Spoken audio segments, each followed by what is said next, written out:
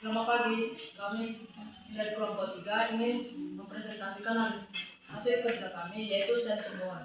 Pertama-tama kami memperkenalkan diri kami. Nama saya Giovanna Martin Sinomora. Perkenalkan, nama saya Marcelo Excellent Christian. Nama saya Septania Ismanita. Nama saya Jerry Sunasyanita. Dan guru pendamping kami yaitu Pak TM Nababan SPD NPD. Mari kita mulai presentasi ini.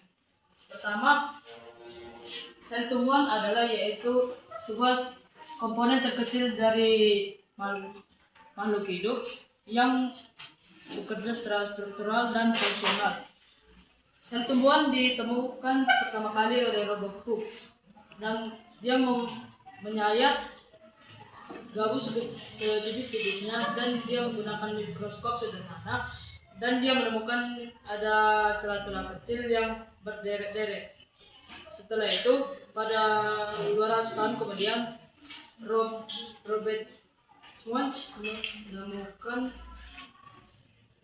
dan Thomas Lane menemukan sel tumbuhan dan sel hewan. Dan pada kali ini kami ingin menjelaskan mengenai sel tumbuhan. Pada sel tumbuhan terdapat yaitu kloroplas atau ini. Kloroplas yaitu berfungsi sebagai tempat berlangsungnya fotosintesis, menyokong cahaya matahari dan menghasilkan makanan atau karbohidrat serta oksigen bagi tumbuhan. Yang kedua adalah lisosom, berfungsi melakukan degradasi makromolekul, mendaur ulang komponen seluler atau autofagi, dan membantu pertahanan sel. Dan vakuola berfungsi untuk menjaga bentuk sel, menyimpan cadangan makanan, dan menampung sisa air serta zat. Yang keempat adalah peroksisom, berfungsi menjalankan proses fotorespirasi, mengubah asam lemak menjadi karbohidrat saat biji berkecambar, dan menetralisir racun.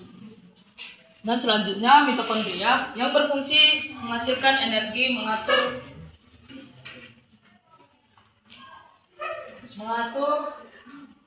kematian sel dan mengelola metabolisme sel. Kemudian ada plasmodesmata yang berfungsi sebagai saluran penghubung antar sel yang memfasilitasi komunikasi langsung, jalur transport, simplastik, serta pertukaran molekul penting. Membran sel atau yang ini berfungsi mengatur keluar masuknya zat, melindungi bagian dalam sel, dan sebagai tempat komunikasi antar sel. Kemudian ada badan Golgi yang berfungsi dalam pembentukan dinding sel, memodifikasi protein, serta mengemas dan menyortir zat kimia. Lalu sitoplasma atau bagian yang ini sebagai tempat mengapungnya organel sel, media kelangsungan reaksi metabolisme, serta jalur transportasi zat di dalam sel. Kemudian ada nukleolus yang berfungsi memproduksi, mengintesis, dan merakit komponen ribosom yang sangat penting untuk pembuatan protein di dalam sel. Lalu polinukleus berfungsi mengatur transportasi zat secara selektif, menjadi jalur komunikasi, serta menjaga kestabilan informasi genetik di dalam inti sel. Kemudian ada nukleus plasma yang berfungsi menjaga bentuk inti sel, menjadi tempat cairan bagi enzim dan kromatin, serta membantu mengatur proses penting seperti pembuatan protein dan pembelahan sel. Lalu ada retikulum endoplasma atau bagian ini yang berfungsi sebagai membantu membuat protein, membentuk lemak, serta mengangkut zat ke dalam sel. Kemudian yang terakhir ada ribosom yang berfungsi sebagai tempat berlangsungnya sintesis protein, menerjemahkan kode genetik atau mRNA, dan membentuk rantai asam amino.